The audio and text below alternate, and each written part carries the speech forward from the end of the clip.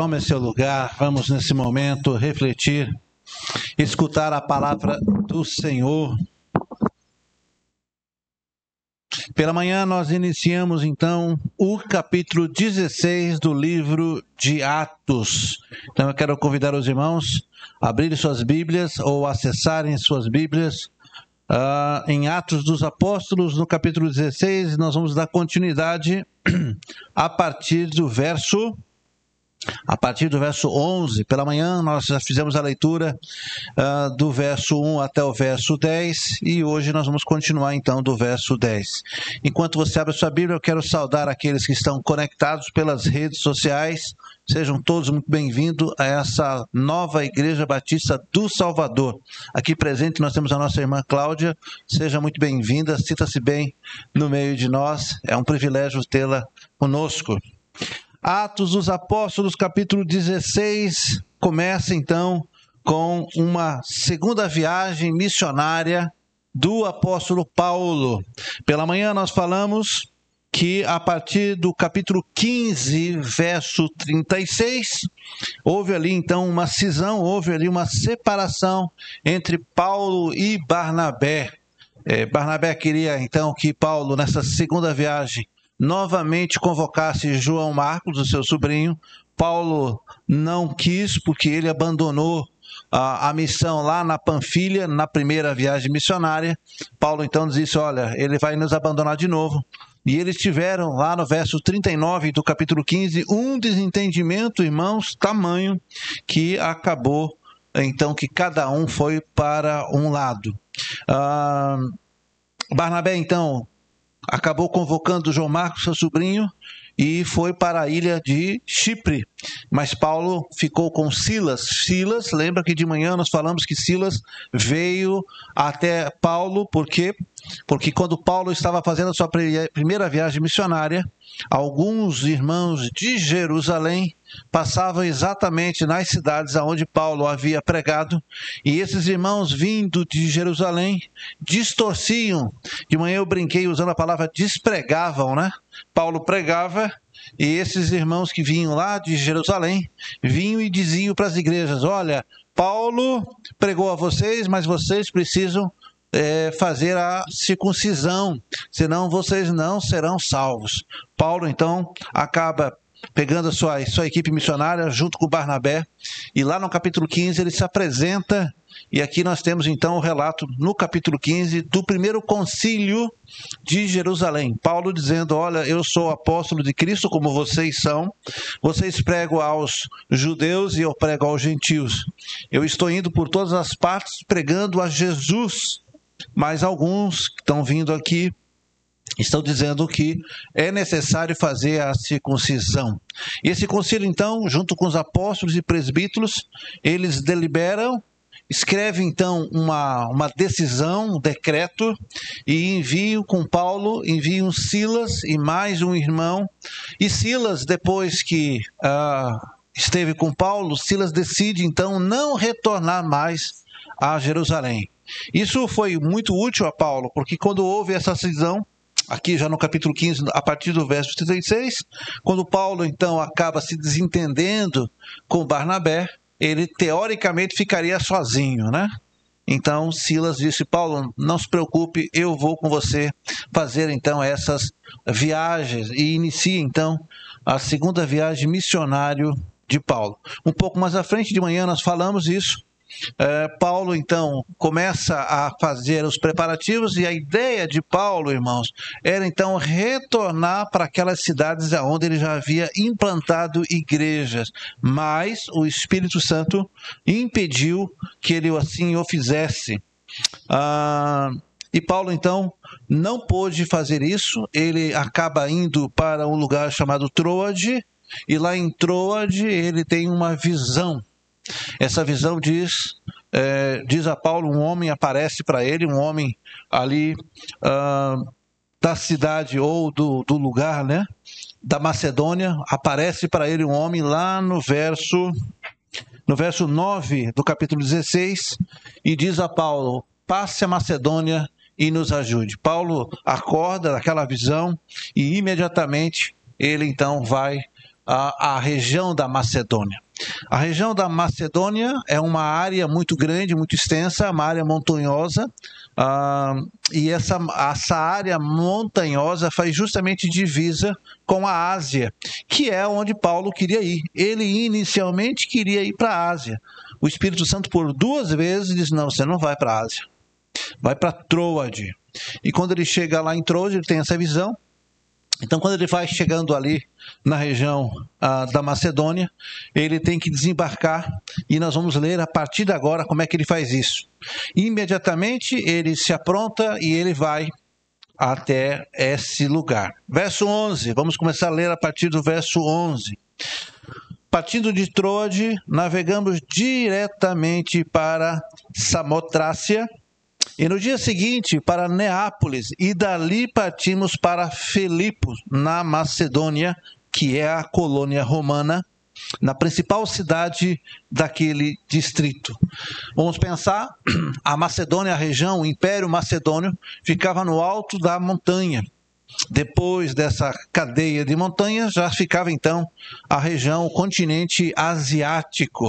Mas para ter acesso à cidade de Filipe, você viu que eles tiveram então que passar diretamente por uma região chamada Neápolis, que é o porto, inclusive, é o porto que dá acesso a Filipos. E do porto ele tem que subir uma grande montanha até chegar então a Filipos. De manhã nós falamos que Filipos, que depois Paulo escreve uma carta aos moradores de Filipos. Todos sabem qual é o nome da carta? Paulo escreve aos Filipenses. Então essa cidade de Filipe é uma cidade muito importante, e ela era uma cidade... De manhã eu usei a palavra cidade de refúgio, mas acho que a palavra ideal seria uma cidade spa. Uma cidade spa. Acho que eu gostaria de Filipe. Filipe era um lugar, não era, era Império Romano. Aqui Paulo diz na carta, era uma colônia romana.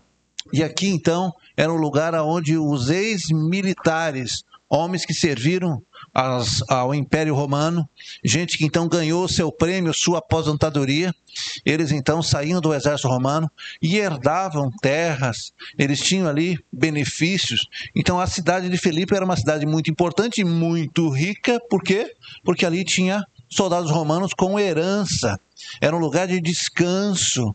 Ali era um lugar onde o dinheiro circulava, o comércio era muito estimulado. Então, as pessoas que tinham acesso a essa cidade, eles tinham que vir pelo porto, passava por Filipe, e agora do outro lado da montanha já estava em outro continente, o continente asiático.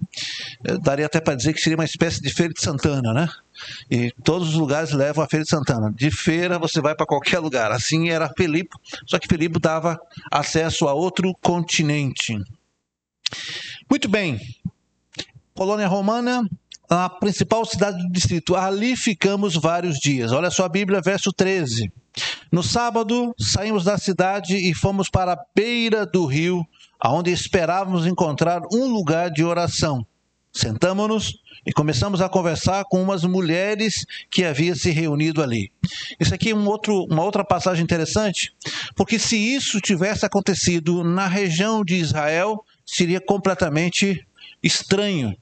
Homens judeus sentando e conversando onde tinha só mulheres.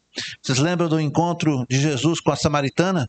Você lembra que aquela mulher samaritana disse, como é que pode o senhor, sendo judeu, conversando com uma mulher, e principalmente samaritana? Então essa era uma cultura da região de Israel. Agora nós temos que lembrar que Paulo está muito longe de Israel, muito longe dessa cultura. Aqui essa cidade de Filipe, que ela foi fundada, né, há 4 séculos antes de Jesus. A cidade de Filipos foi fundada 4 séculos antes. Aqui nós estamos falando já do meio do 1º século depois. Então, entre a fundação e essa história que nós estamos contando, já tem 5 séculos que a cidade tinha sido fundada. 5 séculos. Então, essa questão cultural, Paulo não teve barreira. Por quê? Porque a cidade inicialmente foi conquistada por um rei chamado Filipe ou Filipe II. Filipe II, pela manhã eu disse a vocês, ele era o pai de Alexandre o Grande. Então era uma cidade grega. A cultura grega é muito mais liberal nesse aspecto. Quando vêm os romanos, e agora é uma colônia romana, então a cultura ela era misturada, era uma cidade cosmopolita. Ali você tinha muitas culturas. Ali essa questão, essa barreira entre homem falar com mulher, não tinha nenhum problema. Paulo, quando chega naquela cidade, vai à beira de um rio. Por quê? Porque não tinha sinagoga. Não tinha sinagoga. Qualquer crente, tá aí o seu divino que é bom, né? E a irmã Alice que são testemunhas. Saíram lá de Goiás, não é Goiás? Vem aqui para Bahia, tem que ir para a igreja. Tem que procurar uma igreja. Crente não consegue ficar sem ir para a igreja. Assim Paulo, só que Paulo não tinha sinagoga e ele diz que foram então à beira do rio, por quê? Porque eles esperavam encontrar um lugar de oração. Eles não sabiam que aquelas mulheres estavam ali. O que Paulo e Silas queriam era ter um lugar tranquilo, calmo. É gostoso você fazer uma oração na beira de um riacho. Quando ele chega lá, eles encontram então aquelas mulheres e começam a conversar com elas, que haviam então se reunido ali. Olha o verso 14 na sua Bíblia. Uma delas que ouviram era uma mulher temente a Deus, chamada Lídia, vendedora de tecido de púrpura na cidade de Tiatira. Essa mulher era uma mulher que não contrariava, mas ela era completamente diferente das mulheres da cultura judia, da cultura dos judeus. Essa mulher era uma mulher independente.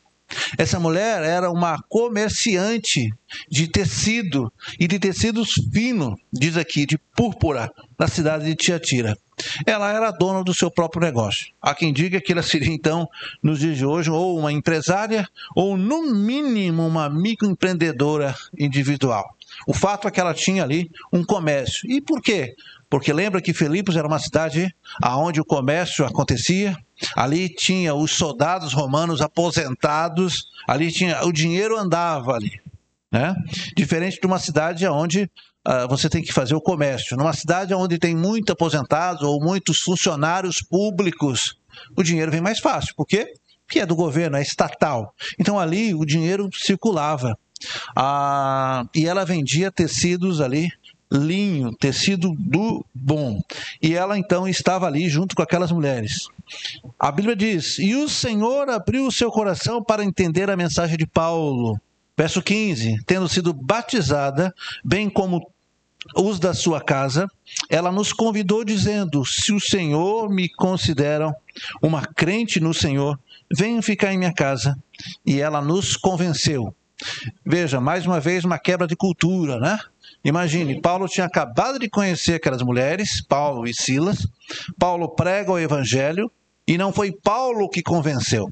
Observe, quem é que permitiu? A Bíblia diz: o Senhor abriu o coração, permitiu que ela então entendesse a mensagem que Paulo pregava. Aqui é muito importante, irmãos, nós que estamos fazendo missão, estamos entrando no mês de missões, nós temos que entender que nós somos apenas ferramentas nas mãos do Senhor. Não eu que convenço vocês. Ainda que eu tivesse um bom discurso, ainda que eu fosse eloquente, ainda que eu tivesse uma boa oratória, não é o homem que convence. Quem convence é o Espírito Santo. Ele sim convence. Nós somos apenas uma ferramenta. Assim como eu estou usando esse microfone, Deus usa a minha pessoa, aquilo que eu estudei, aquilo que eu lembro, Deus usa para que a mensagem chegue até seus ouvidos. Fato é que se nós fizéssemos uma pesquisa no final desse culto, e eu pegasse toda essa plateia e perguntasse o que você entendeu o que eu disse, cada um entendeu de um jeito. Por quê? Porque é o Espírito Santo que concede você ouvir, você compreender, você processar tudo isso que está acontecendo. Aquela mulher agora foi convertida e era um rio, tinha um rio ali, não tinha? Tinha um rio. E não só foi convertida, mas Paulo já fez o batismo ali agora. Se fosse na igreja batista, tinha que passar pelo menos 3 meses. Mas Paulo ali já fez o batismo, né? E ela ficou tão contente com isso, e ela disse: olha, se o Senhor me considera uma crente no Senhor, venha ficar lá em casa. Até nos dias de hoje seria estranha agora um grupo de mulheres chamando os 2 homens para ficar em casa. Mas Paulo foi convencido, então, a ficar. Então, aqui nós temos a primeira conversão, e essa primeira conversão ela é muito importante. Lídia e sua casa, não diz quantas pessoas, ela diz a sua casa. E quando diz sua casa, ela não está falando apenas de casa do ponto de vista estrutural, ou seja, os seus, a sua família ali também foram alcançada pelo Senhor. Então nós podemos dizer seguramente que quando Deus impediu que Paulo fosse para a Ásia, conduzindo ele então a Troade e depois então mandando aquele mensageiro da Macedônia, dizendo passe a Macedônia, é porque Deus tinha um plano para alcançar aquela região. De manhã eu disse que Paulo, nos planos do homem Paulo, era alcançar algumas cidades. Mas Deus queria não apenas dar mais algumas cidades alcançadas, Deus queria dar um continente inteiro. Às vezes nossos planos são diminutos, são pequenos. A gente até acha que nossos planos são grandes, mas quem controla o nosso plano? O próprio Senhor. Então, missões nascem no coração de Deus, lá no mais profundo céu, e Ele coloca em nosso coração, Ele nos orienta. Pela manhã eu disse, eu quero reforçar, Deus fecha portas e abre portas, é Ele que controla, é Ele que conduz, e muitas vezes nós precisamos receber um sinal do céu. Paulo recebeu uma visão. Note que a Bíblia não diz que ele estava dormindo. A palavra do grego ali vai caracterizar que ele teve uma visão. Ele não estava dormindo, embora fosse de noite. Um homem com vestimentas macedônicas, da forma do dialeto macedônico, falou, passe lá, nos ajude. E Paulo foi sensível à voz do Senhor. Nós precisamos ser sensíveis, irmãos, ao chamado de Deus. A igreja ou as igrejas de Cristo precisam ser sensíveis ao chamado de Deus. Nos dias de hoje, Deus continua chamando missionários. Deus continua conduzindo suas igrejas e cada um de nós para fazer a obra do Senhor. Você está sensível ao que Deus está te chamando? Ou será que Deus também tem que mandar um macedônio? Tem que dar uma visão para você. Irmãos, o tempo está muito curto. O tempo está muito curto. Jesus está voltando, amém? Não há tempo para perder. Quando me formar, quando me aposentar, quando eu tiver... Não dá mais, irmãos. Eu tenho a nítida impressão que o tempo está bastante escasso para todos nós. Então eu tenho que fazer enquanto eu posso fazer. Enquanto minha coluna me permite fazer, enquanto eu tenho força para fazer, eu vou fazer tudo o que eu puder para fazer. Porque ou o Senhor Jesus buscará toda a sua igreja na face da terra, ou buscará cada um ao seu tempo. Ou vai ocorrer um arrebatamento geral, global, universal, em todo o planeta, e a igreja será retirada da terra, ou um arrebatamento individual, cada um seu tempo, sendo puxado. E eu não posso perder tempo. Eu não posso desperdiçar nenhum minuto da minha vida sem que eu proclame a Jesus, o nosso Salvador. Há uma necessidade da igreja se mover e se mover com uma certa velocidade.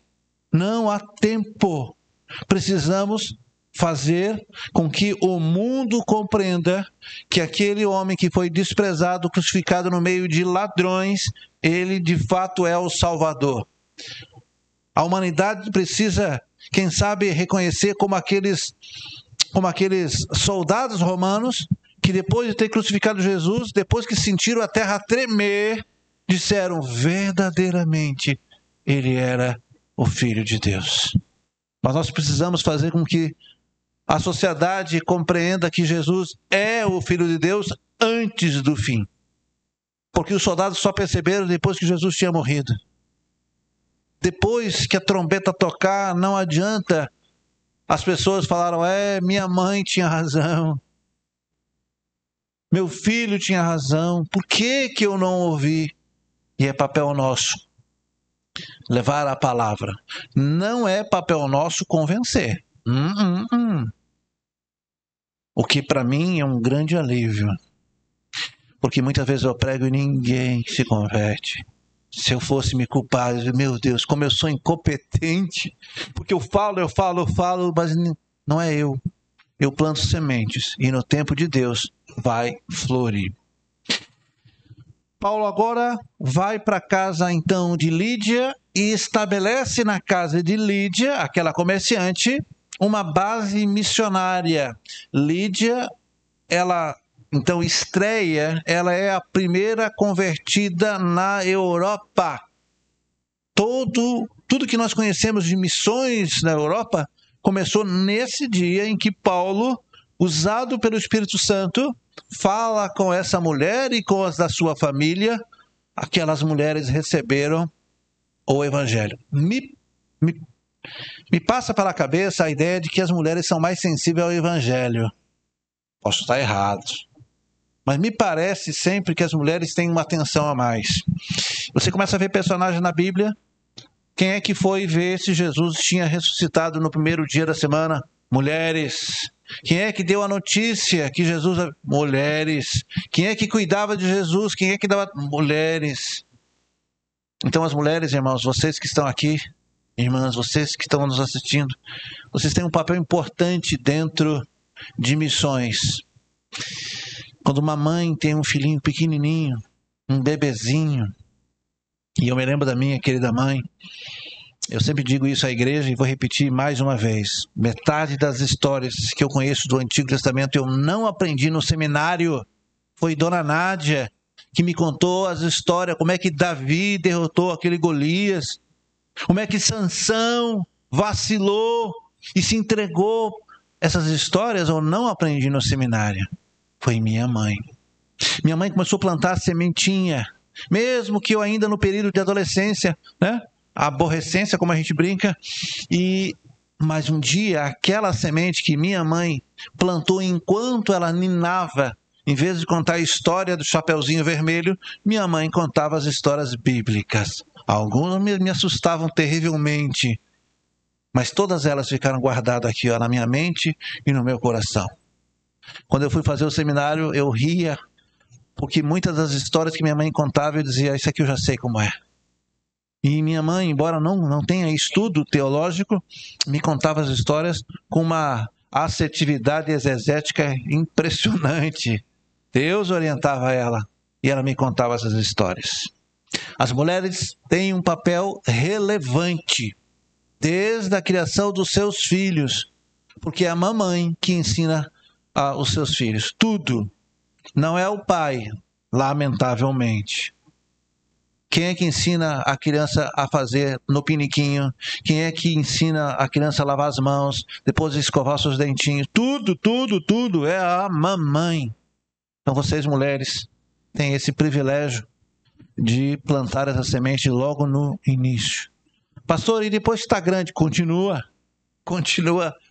semeando, continua regando, mas agora não com sementes, agora com oração. Minha mãe plantou a semente e depois regou com suas lágrimas, até que o fruto brotou. É assim que funciona. Vamos seguir um pouquinho mais. Esta, então, está marcado aqui nessa história o início de missões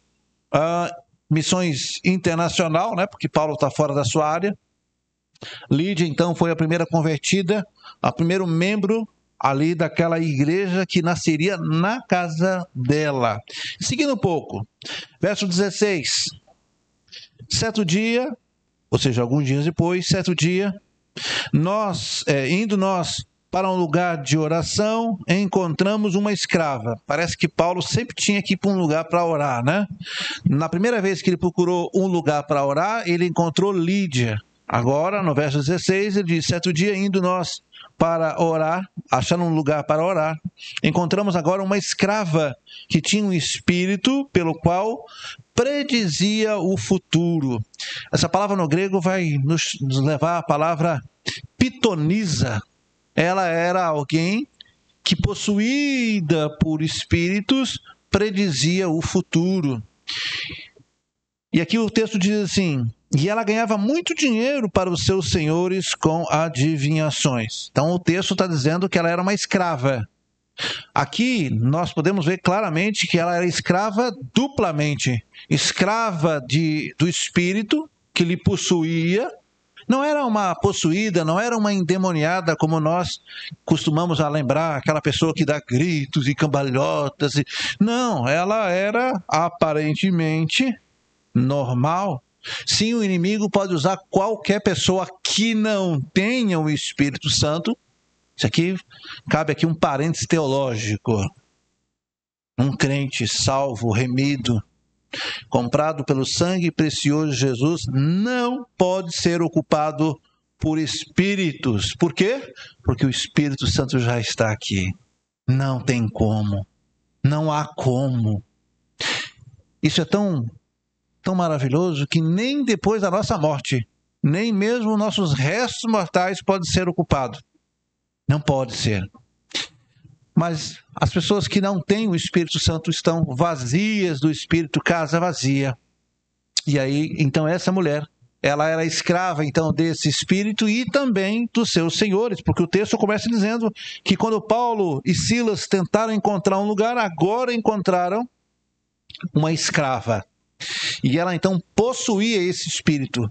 O texto dá a entender que esse espírito não era temporário, permanecia, habitava nela.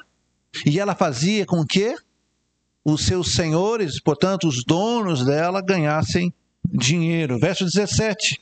Essa moça seguia Paulo e a nós gritando. Lembre-se que quando no verso 17, olha a sua Bíblia aí. A tua diz a mesma coisa? Essa moça seguia Paulo e a nós. Quem é que escreveu a carta de Atos?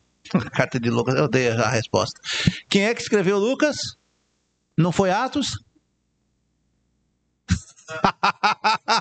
Eu estou ajudando meus alunos, gente. Lucas escreveu Atos.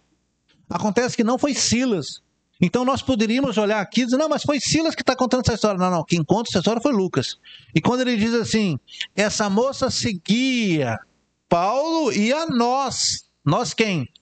Seguia Paulo, Silas e eu, Lucas, que estou relatando essa história. Então aqui nós já estamos aprendendo, nós já vimos que Lucas entrou na história lá no início do capítulo 16. Seguindo um pouco mais, ela seguia Paulo gritando. O que ela dizia? Esses homens são servos do Deus Altíssimo e anunciam o caminho da salvação. E ela continuava gritando assim. Ela estava mentindo, irmãos? Esses homens são servos do Deus Altíssimo. Mentiu? Não. E eles anunciam o caminho da salvação. Mentiu? Não. Então o Espírito estava ajudando Paulo? Não necessariamente. Ela fazia isso de uma forma para identificar, para escandalizar. Lembre-se que essa região aqui da Macedônia, especialmente Filipos, ali era uma cidade que foi fundada na cultura grega e agora era uma colônia romana. Misticismo com paganismo. Os gregos têm muito de misticismo, né? Os deuses dos Olimpos e tudo mais. E os romanos, vários deuses. Vários deuses. Então era uma mistura de cultura. O que ela queria, na verdade, era expor Paulo, mesmo que falasse a verdade. Verso 18. E ela continuou fazendo isso por muitos dias. Finalmente Paulo ficou indignado. Voltou e disse ao Espírito. Note, Paulo não disse à moça. Paulo disse ao Espírito, em nome de Jesus Cristo, eu ordeno que saia dela. No mesmo instante, o Espírito a deixou. Percebendo que sua esperança de lucro tinha se acabado, os donos da escrava agarraram Paulo e Silas e os arrastaram para a praça principal diante das autoridades.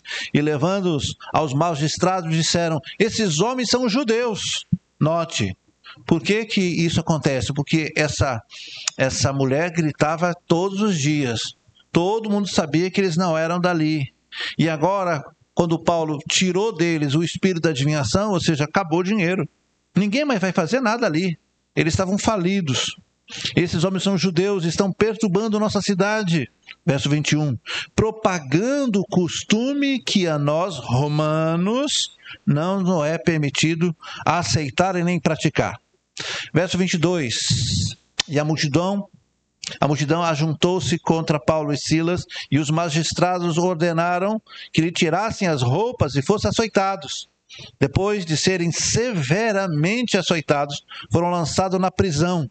O carcereiro recebeu instrução para vigiá-los com cuidado, e tendo recebido tal ordens, ele os lançou no cárcere inferior e lhe prendeu os pés no tronco. Eles foram severamente açoitados. Fazer a obra do Senhor não é fácil.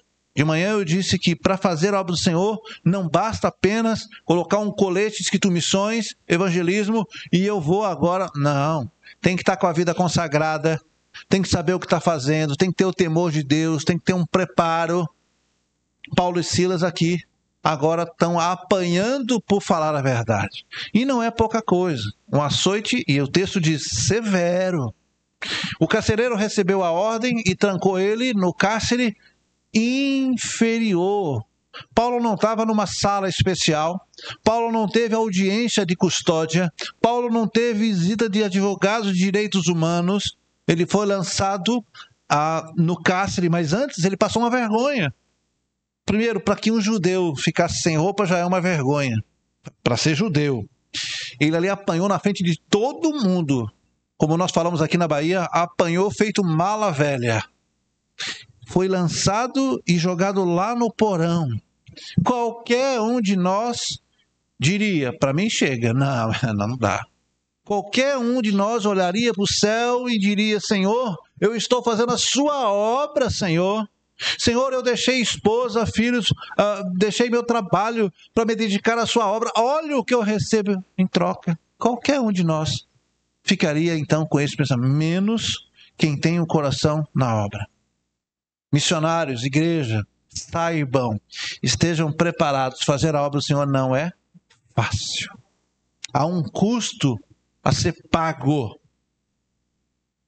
E eu não estou falando de dinheiro, não. Se fosse dinheiro, seria fácil. O evangelho por si só é renúncia. O evangelho por si só já é renúncia. Pagaram um alto preço. Você não imagina o quanto o inimigo, os espíritos, as potestades do ar, o inferno olha para você com ódio. Por quê? Porque cada missionário na rua falando a verdade, cada missionário sendo usado por Deus, é mais um que nós tiramos do inferno, é mais um que nós salvamos. E é claro que o inimigo se revolta. Preparem-se, irmãos, não sejam ingênuos. Igreja, esteja preparada, nós estamos entrando no mês de missões, nossa igreja é uma igreja missionária e nós estamos indo para o combate. É guerra mesmo, não é brincadeira. As pessoas que estão se colocando à disposição de missões têm sua vida completamente chacoalhada pelo inimigo, mas é claro que o inimigo não tem vitória sobre nós, porque o Senhor habita. Irmãos, vocês não sabem a carga emocional, como é difícil você fazer missões. Pastor, o senhor não devia estar falando uma coisa dessa, senão a plateia, senão quem está ouvindo não vai querer. De fato, se você é fraco, se você não está preparado, não venha fazer missões.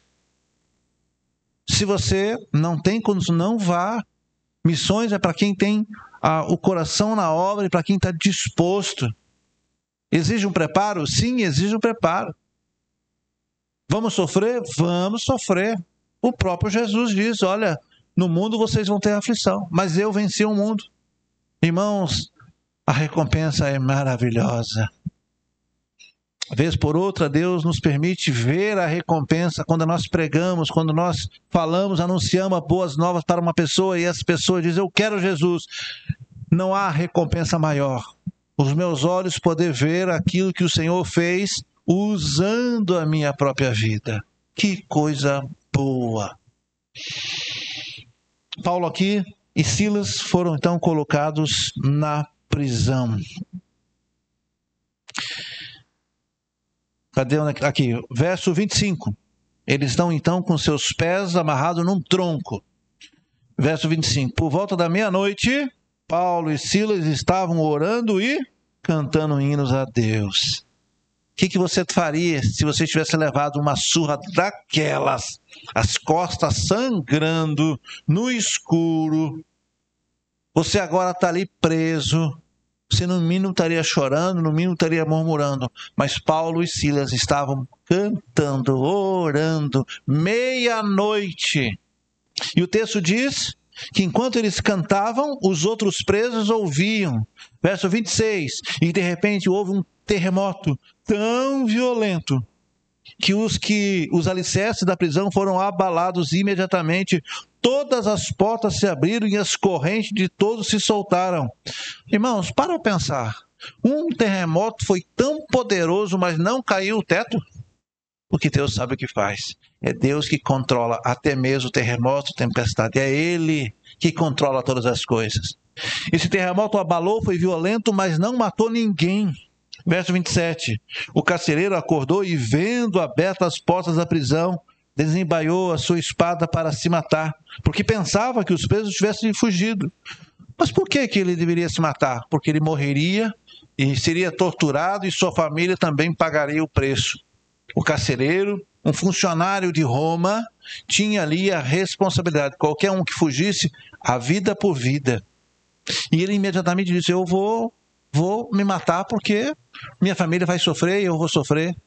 E quando ele começa a tirar a sua espada para se matar, Paulo gritou, não faça isso, estamos todos aqui. Irmãos, isso já é um milagre dentro do outro milagre. Primeiro, o terremoto não matou ninguém. Segundo, ninguém fugiu. Verso 29, o carcereiro então pediu luz, entrou correndo, trêmulo, prostou-se diante de Paulo e Silas, e então os levou para fora e perguntou, senhores, o que eu devo fazer para ser salvo? E eles responderam, creia no Senhor Jesus e serão salvos você e os da sua casa. Amém? Agora aqui nós temos que aprender algo que algumas igrejas ou alguns pregadores acabam se passando.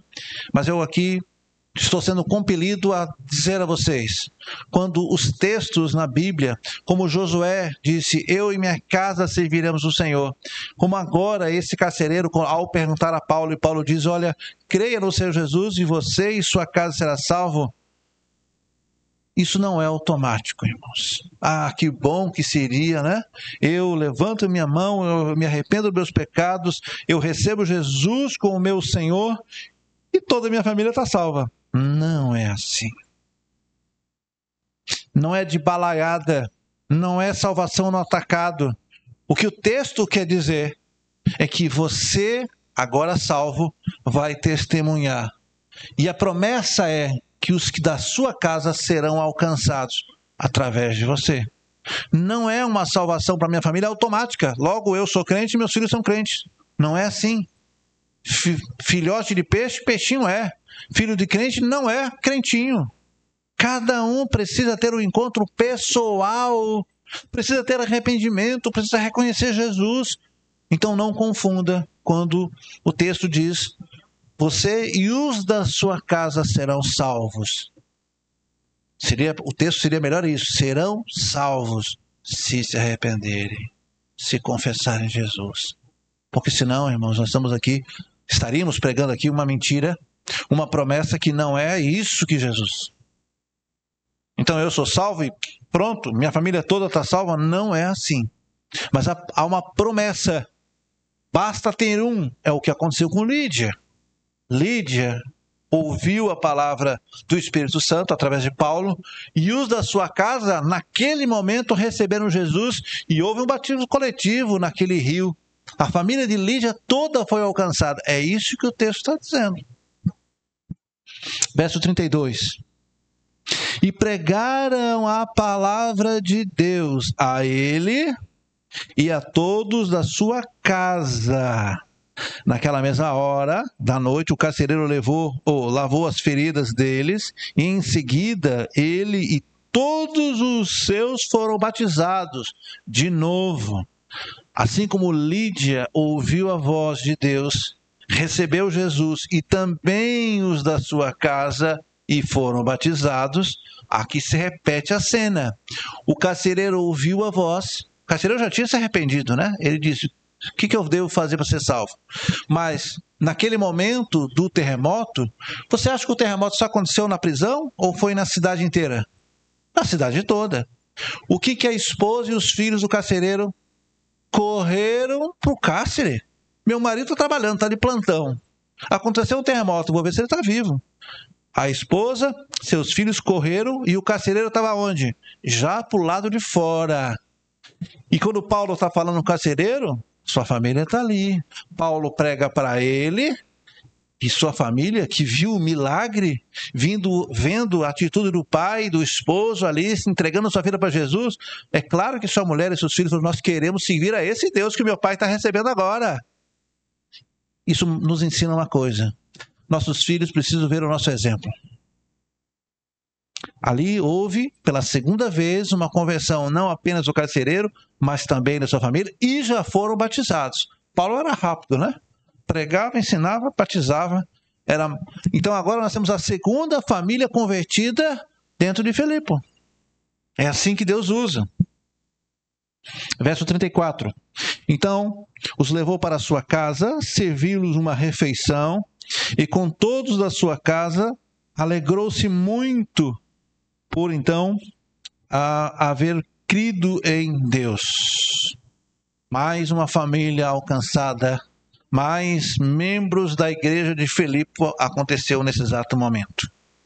Quando amanheceu, os magistrados mandaram seus soldados ao carcereiro com a ordem: solte esses homens.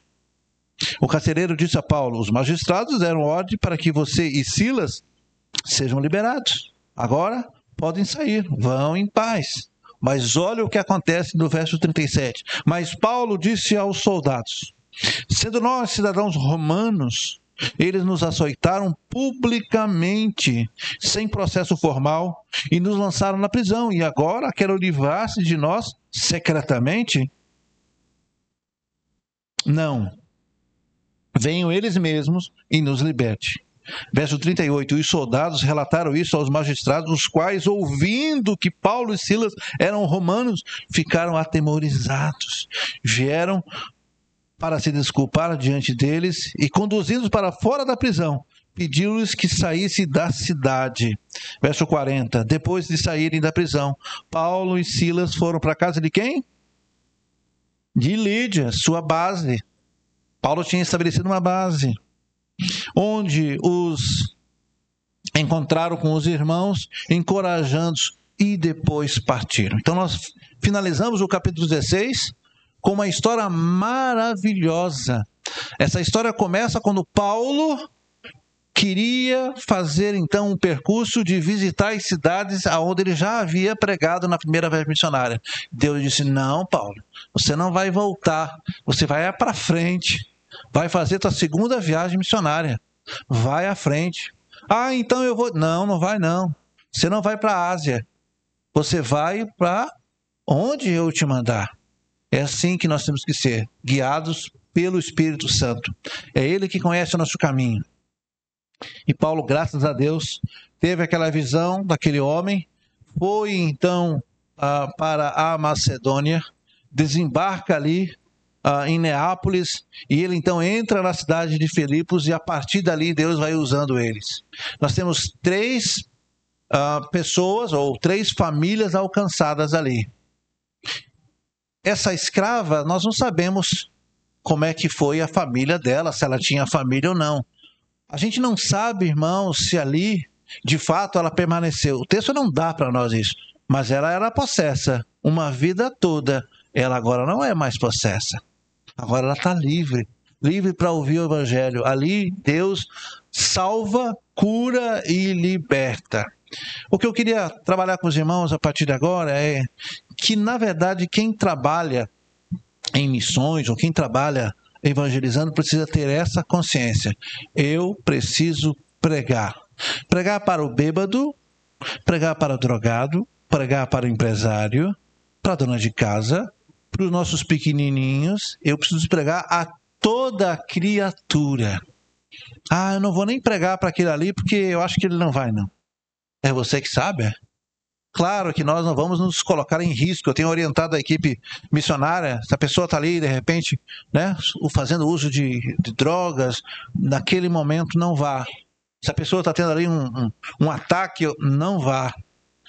Ore, interceda à distância, né, para que a gente não dê causa ao inimigo.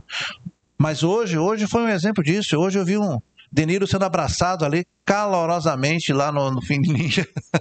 Eu vi uma foto, né? De Niro foi orar por um senhor e eu vi que foi o senhor que te abraçou.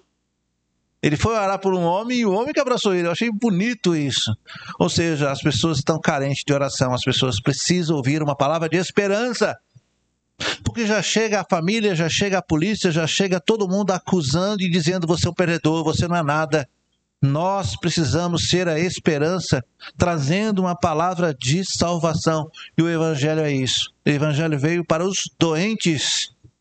Nós precisamos anunciar as boas novas. Há esperança para todo aquele que reconhece que é pecador, que reconhece que é insuficiente.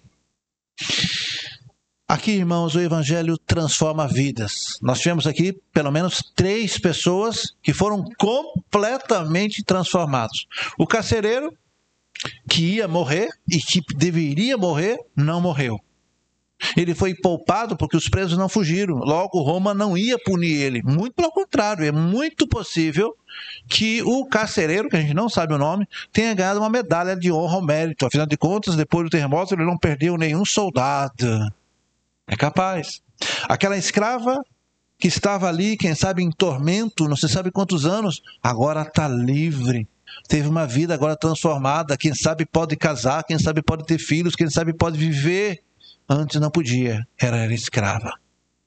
Lídia, apesar de ter uma boa condição social, porque era uma comerciante, provavelmente ela tinha que ter funcionários para trabalhar com aquela púrpura, ela tinha que comprar a seda, comprar os linhos, ela tinha que ter estoque, ela tinha que ter toda uma logística para o comércio, que a gente sabe que tem que ter.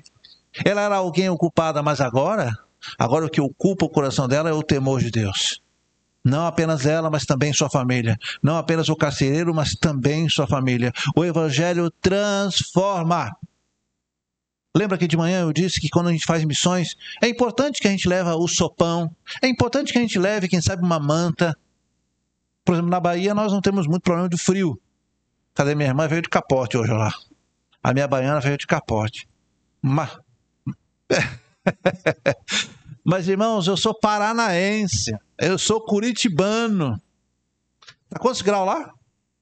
4 graus. Tem gente que reclama do ar-condicionado. Imagine com 4 graus. Quem está com frio precisa ser agasalhado. Quem está com fome precisa comer. Então é claro que se nós pudermos levar pão, uma sopa, um agasalho, é claro que nós vamos fazer. Mas nossa missão principal não é levar apenas o alimento que hoje vai comer e amanhã vai fazer falta.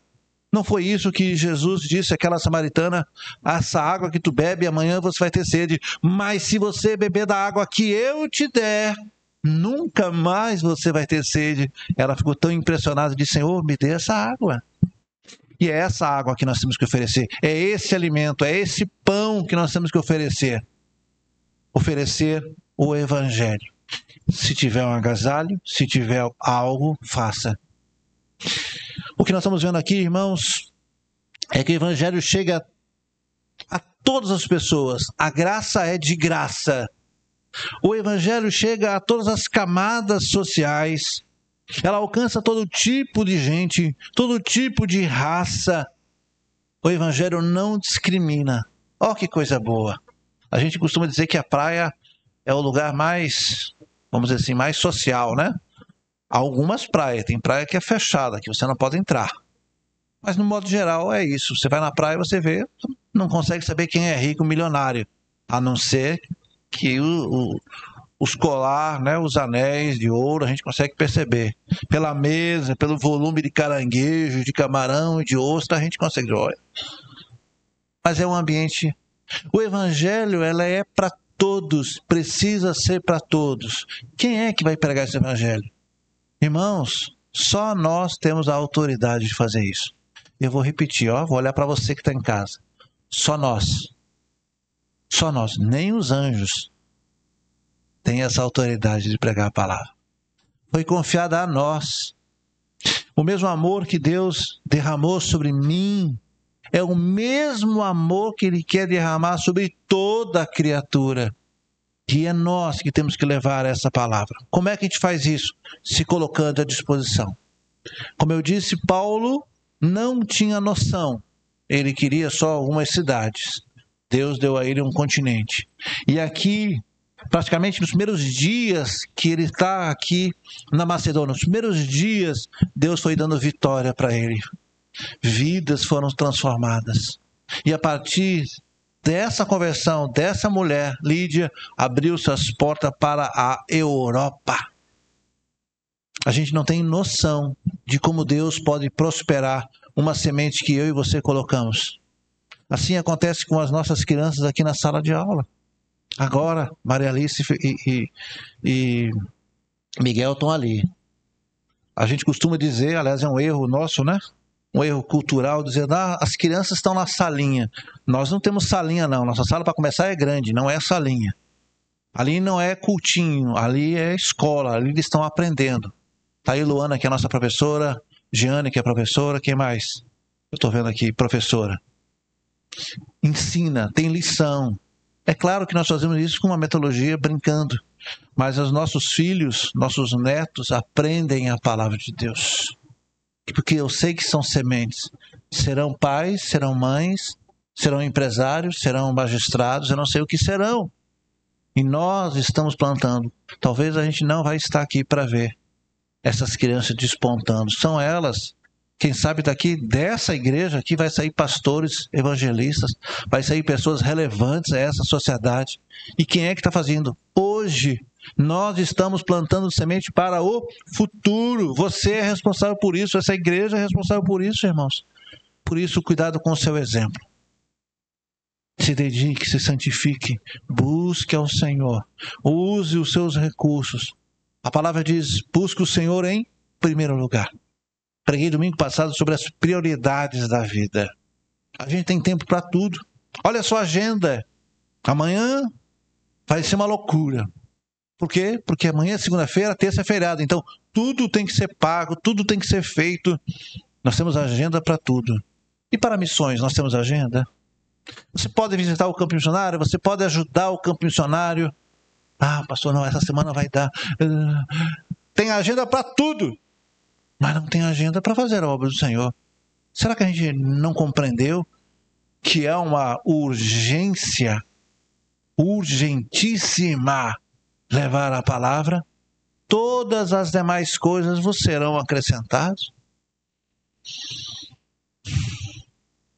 Que Deus nos abençoe, que Deus sensibilize, que Deus levante no meio do seu povo mais Paulo, mais Silas, mais Barnabés, mais Lucas.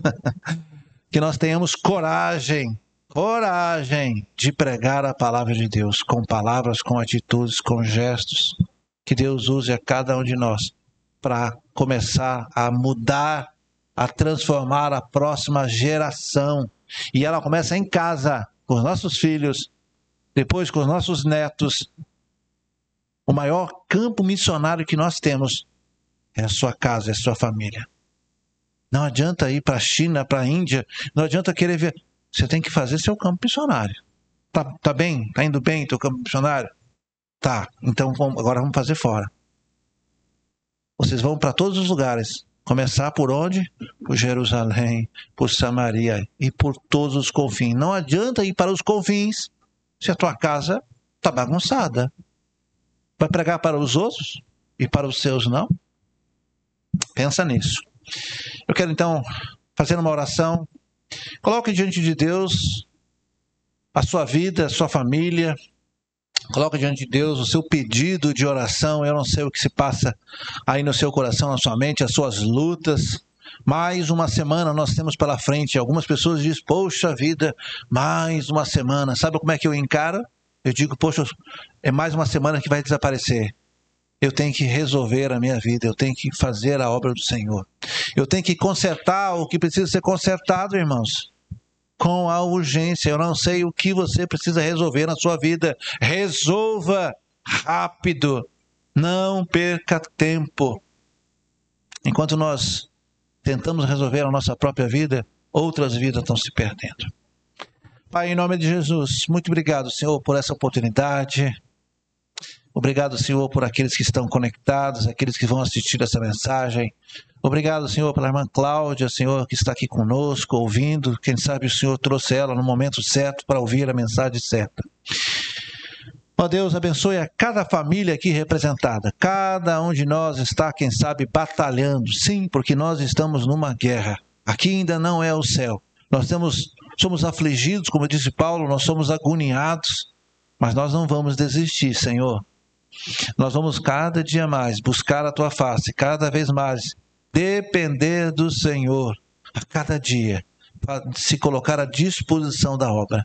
As lutas virão, a perseguição, nós vimos aqui que Paulo foi açoitado, ele foi humilhado, mas o Senhor deu vitória a ele. Todos que se colocam à disposição da obra do Senhor recebem vitória. E a nossa vitória está bem mais perto. Ah, Senhor, abençoe a cada família, nossos filhos, ó Deus, nossos netos, a minha esposa, você vai dizer o seu marido, a sua casa, assim como Paulo pregou para aquele carcereiro e toda a sua família foi alcançada, assim como Lídia, temos você que precisa alcançar seus filhos e netos, sua família, continue orando, Senhor, como Paulo pregou, me ajude a ser eu o missionário da minha casa, a missionária da minha casa. Use, Pai. Use, ou então chame um outro missionário, uma outra pessoa. Se nem você consegue pregar, quem sabe você possa colocar ali um hino, colocar ali uma pregação. Deixa que Deus faça.